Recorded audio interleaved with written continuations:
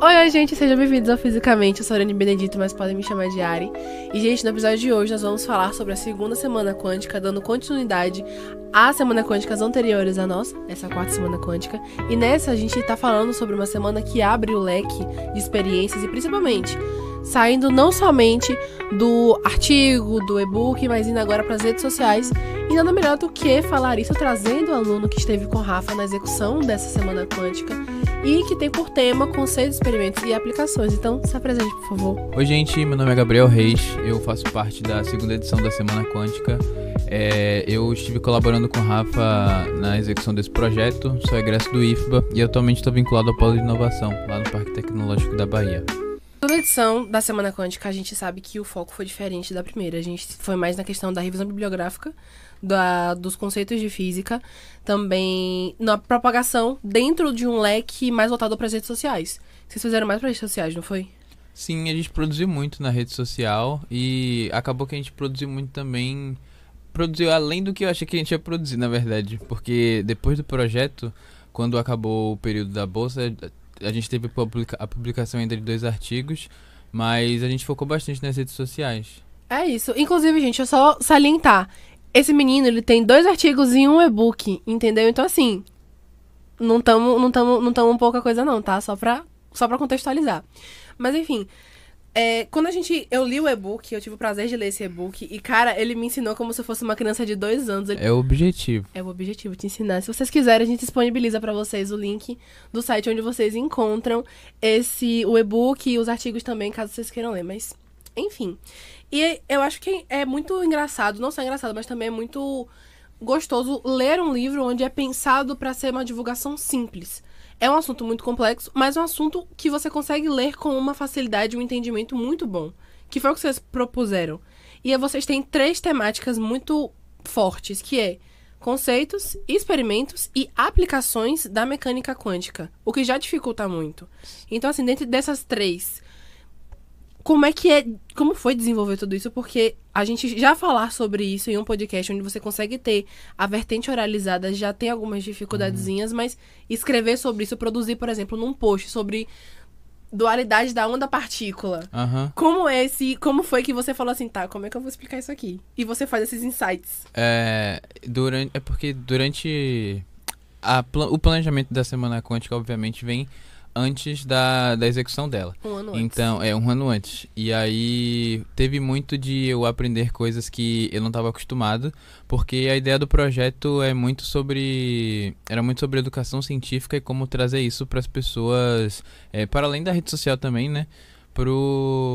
Pra galera do campus, pra rede social, basicamente a comunidade que nos rodeia. E também os entusiastas da área, porque a gente sabe que acaba chegando nessa galera que não tá só imerso dentro do curso da física. Acaba às vezes chegando, apenas nessa galera. Porque às vezes é quem procura pelo assunto, quem consome especificamente. Uma das coisas que a gente viu durante o artigo, por exemplo, foi que muitas vezes o material que existe de divulgação científica disponível vão ser para os entusiastas da área, né? Quem procura necessariamente. Mas, por exemplo, né, quando você pensa que às vezes você vai ver uma notícia sobre colchão quântico ou algo do tipo, a pessoa que vê essa notícia, ela não procura num periódico. Existe colchão quântico, entendeu? Até porque às vezes o periódico não vai falar sobre isso e não vai responder essa pergunta, entendeu? No último episódio a gente falou sobre o charlatanismo quântico, e aí eu fui dar uma pesquisada e tinha lá queijo quântico. Eu falei, vem cá, esse queijo vai mexer com as minhas partículas, né? Ele loucura. Vai mexer comigo subatomicamente, ele vai mexer comigo com as minhas partículas, como é a história. Agora, só falando sobre o e-book que eu acabei não falando, a gente separou nessas 3 áreas, né, que foi conceitos, experimentos e aplicações, porque a gente consegue fazer meio que fosse um roadmap. Uma caminhada, né, entre os assuntos. Então, por exemplo, a gente explica como é que ele acontece nos níveis nos níveis mais baixos, né, eu diria, subatômico, básicos, exatamente. E a gente mostra os experimentos, né, que é como se trouxesse uma validação acadêmica, e aí a gente mostra, olha, gente, isso existe e vocês...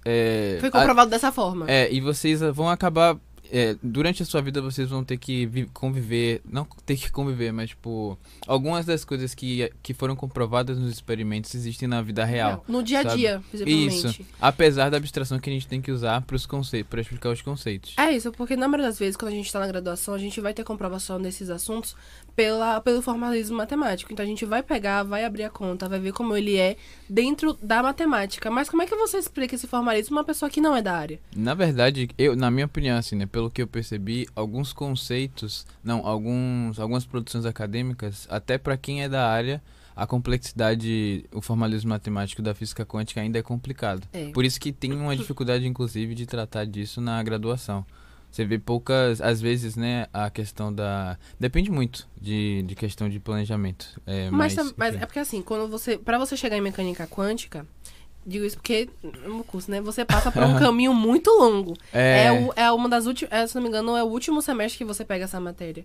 Então você tem que chegar até cálculo 4 para ter um embasamento matemático, passar por todas as outras físicas, principalmente mecânica clássica, que é aí que você vai ter a diferenciação e você vai poder partir dos pressupostos que você tem para ele. Então assim, você tem que trilhar um caminho muito longo e às vezes é um caminho que não foi tão bem trilhado. Tem umas pedras no caminho que você deu uma... Eita, chega ali, vê uma conta e fala, então, como é que eu faço isso? Eu não aprendi direito. E aí, professor, como é que faz?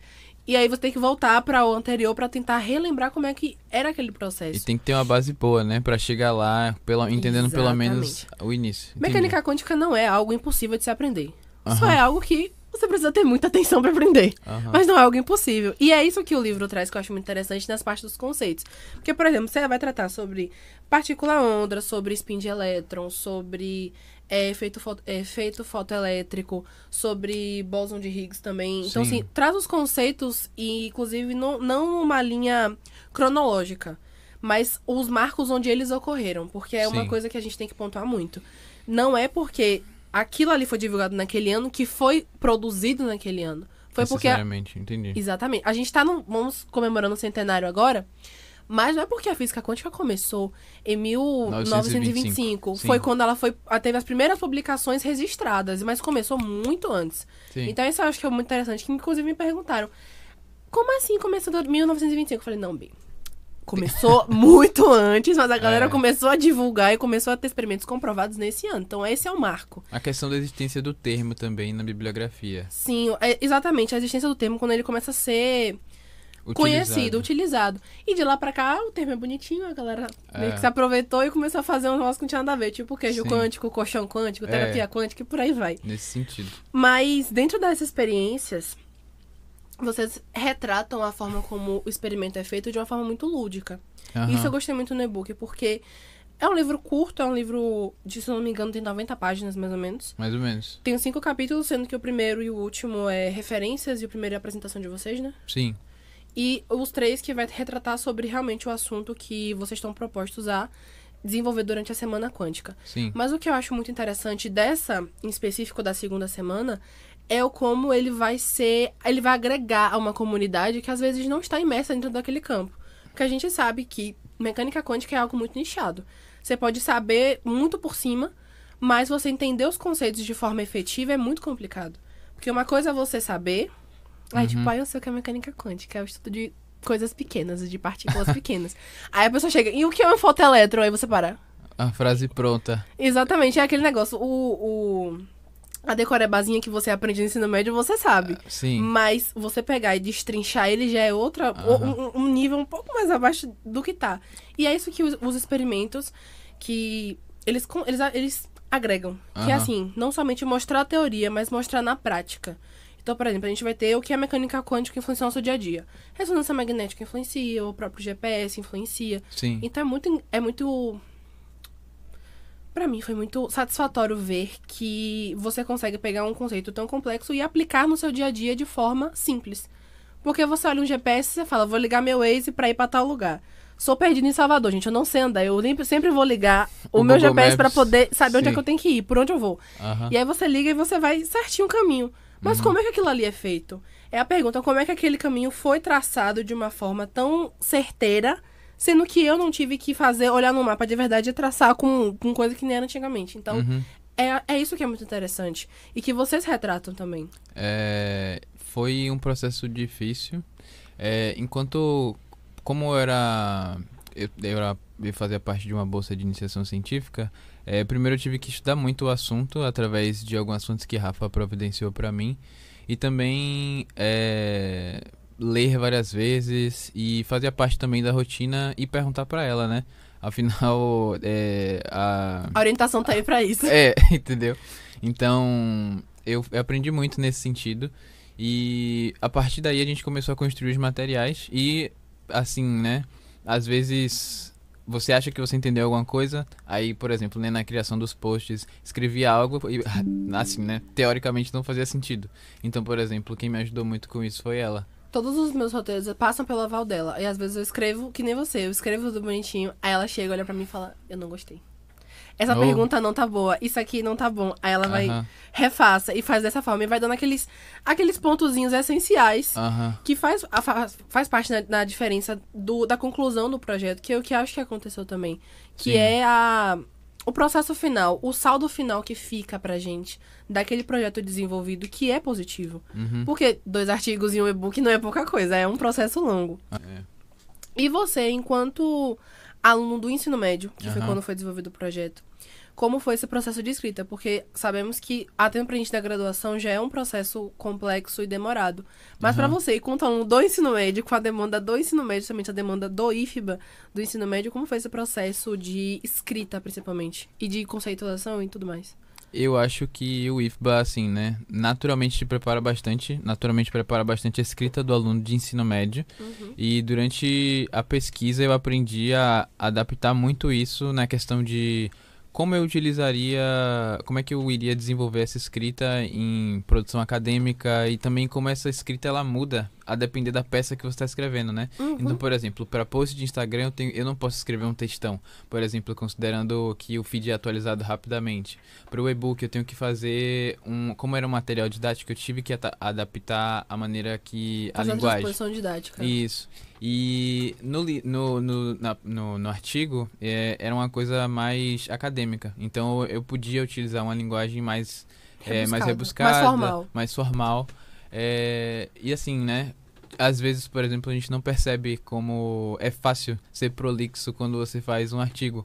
E eu sou muito prolixo, eu digo falando, também. e às vezes a gente escreve como a gente fala, né? Sim. Então, isso aconteceu muito comigo. E Rafa me ajudou muito nesse sentido de, às vezes, não ser repetitivo, de, às vezes, que você não precisa dar muitas voltas, porque, por exemplo, existem algumas coisas que existem como convenção. Então, por exemplo, você não precisa, às vezes, dar uma grandiosa contextualizada em um determinado assunto. Você pode ser direto ao ponto que vai surgir o mesmo efeito. Sim. Eu também tenho esse problema. E principalmente em algumas questões onde roteiros que eram pra ter 2 páginas tem 10. Que foi o seu caso, que a primeira versão era imensa. Aí eu falei, vamos ter que reduzir. Pra ficar Uhum. no tempo certinho. Mas, além disso, da experiência de construção, de desenvolvimento, também tem a questão de como aplicar. Como desenvolver isso. Aham. E esse também é um processo de orientação. Mas você, no seu processo de como aplicar, como desenvolver, como sintetizar a sua revisão bibliográfica, como foi que foi o seu processo para isso?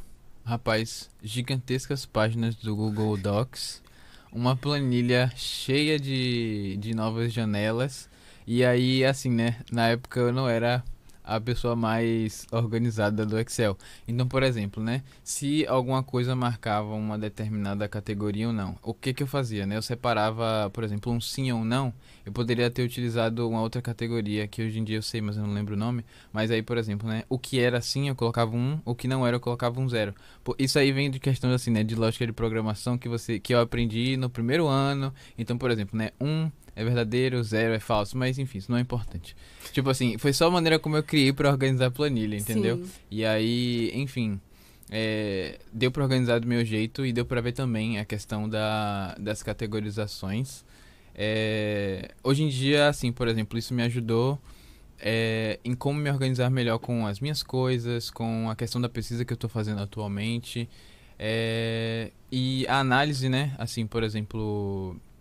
na criação do artigo, a gente utilizou o Google Docs porque serviu muito para a questão da categorização que a gente utilizou para os artigos. Então a gente foi escrevendo eles E como é que eu posso dizer, né? A descrição, como se fosse um resumo bem enxuto do que era uma produção, ficava no Google Docs e a gente fazia análise dessa maneira. E você acha que esse processo... Assim, o primeiro, como a Rafa me falou, o primeiro artigo sempre vai ser um parto pra você escrever. mas o segundo... Isso aí. Mas o segundo já vai ser mais fácil. Você acha que esse primeiro momento, que foi muito grande, muito decisivo, para suas segundas suas produções consecutivas, né? Foi o processo do primeiro, já facilitou o resto? Eu acho que facilitou bastante. Nesse segundo a gente utilizou outras metodologias. Foi a questão da escala de Likert na criação do formulário que a gente fez. E aí, para meio que medir a linearidade das respostas, que eu não lidei com essa parte porque envolve uma questãozinha de matemática que eu não sabia na época. E aí, Rafa me ajudou, que era mais para medir a linearidade das respostas, era a questão do alfa de Cronbach. Cronbach, não sei como é que fala, mas é mais ou menos ela não tá assim. aqui pra poder tirar essa dúvida, mas a gente continua. É verdade, ela não está aqui. Fale. Mas enfim, eu vejo esse processo de escrita e eu acho muito... É gostoso escrever. Mas é frustrante quando você leva e o orientador da sua cara fala assim, então, a ideia é boa, mas ele não tá bem executado. Aí você fala, vamos voltar, delete e volta do começo. Eu acho que assim, né? Quando começa com a ideia estar boa, é um caminho já. É um caminho. Entendeu? Porque já teve piores. Exatamente. E tudo bem, entendeu? Aquele sua ideia é boa, mas seu desenvolvimento... E tudo bem, porque a questão do desenvolvimento é só como é que eu posso dizer, né? Como sai do seu corpo. Sai da sua boca, tipo assim, sai do seu cérebro pra sua boca, ou então do seu cérebro pro texto. Pro texto. Entendeu? Tipo Exato. isso. Então, mas é muito... E na construção do e-book? Quando você constrói o e-book, você também tem essa mesma... Porque assim, você usa metodologias para poder aplicar aqueles conceitos. E também toda aquela questão de trabalho científico, metodologia, aplicação, objetivo e tudo mais. Mas quando você vai escrever o e-book, você montar o e-book, como é que isso... Dentro também, assim, levando em consideração já as demandas que você tinha já do IFBA. Como é que você concilia isso tudo e fala assim, ok, vamos escrever algo bem feito, mas dando conta de tudo? A questão do e-book, a Rafa já tinha experiência com isso e aí, assim... Facilitou o processo. Facilitou muito o processo porque, por exemplo, na questão do primeiro design, especificamente, tipo assim, como é que a gente vai fazer, como é que a gente vai colocar, é sempre muito... É a questão do trabalho criativo, né? Como é que eu vou colocar essas artes aqui, como é que isso vai fazer sentido, né? Porque quando você pensa que é algo abstrato e você está trazendo algo... não para a realidade, né? Você está ilustrando algo que existe e que as pessoas não conseguem enxergar. Você tem que descobrir métodos de fazer isso. Então, assim, consumir muito conteúdo de divulgação científica é bom nesse sentido, porque não necessariamente de física quântica, né? Mas qualquer conteúdo de divulgação até mesmo se acostumar com a linguagem. Sim, existem muitas pessoas no YouTube fazendo divulgação científica, então você consegue ver como é que eles fazem, como é que eles ilustram. E assim, se em algum momento faz sentido pra você, pode fazer sentido para outras pessoas também. E não só isso também, mas a questão de você ver o como a pessoa tá fazendo e você adaptar aquilo ali pra você. Tipo, pegar a formação básica como a pessoa tá fazendo e adaptar aquele processo pra você. Assim, funciona dessa forma, mas se mudar isso e isso aqui, funciona melhor ainda pra mim. Sim, a depender da proposta, entendi. A depender da proposta, exatamente. Que também é uma questão. Por exemplo, a sua proposta, ela era pro e-book, a minha proposta já é pro podcast. Sim, são meios diferentes, São meios diferentes. A sua escrita era pra um propósito, que era pra formação de um livro. A minha proposta já é pra desenvolvimento oralmente. Então, é o mesmo assunto. Assim, não o mesmo assunto, porque são links diferentes. Tópicos diferentes da mecânica quântica. Mas, parte do mesmo pressuposto. Só que a aplicação vai ser diferente. O que é muito, muito, tipo, engraçado de ver, porque você só pega assim, tá andando lado a lado. Chega um momento que ele bifurca e fala assim, você vai pro canto, eu vou pro outro. Sim. E também acho que foi a mesma coisa que aconteceu com a terceira semana quântica, que a gente vai falar daqui a 15 dias, se não me engano. Mas, enfim. Foi muito bom ter esse assunto. É isso, galera. Foi muito bom falar sobre isso hoje. Obrigada, Gabriel, por ter vindo e falado sobre esse processo da segunda semana quântica, que realmente é uma semana que vai pegar e vai dar um boom, assim, e mostrar, divulgar de forma mais mais lúdica pras pessoas. Então, Sim. muito obrigada por trazer isso pra gente, trazer o seu relato de experiências também no podcast. Eu que agradeço. Então, tchau, tchau, gente. Até o próximo episódio. Tchau.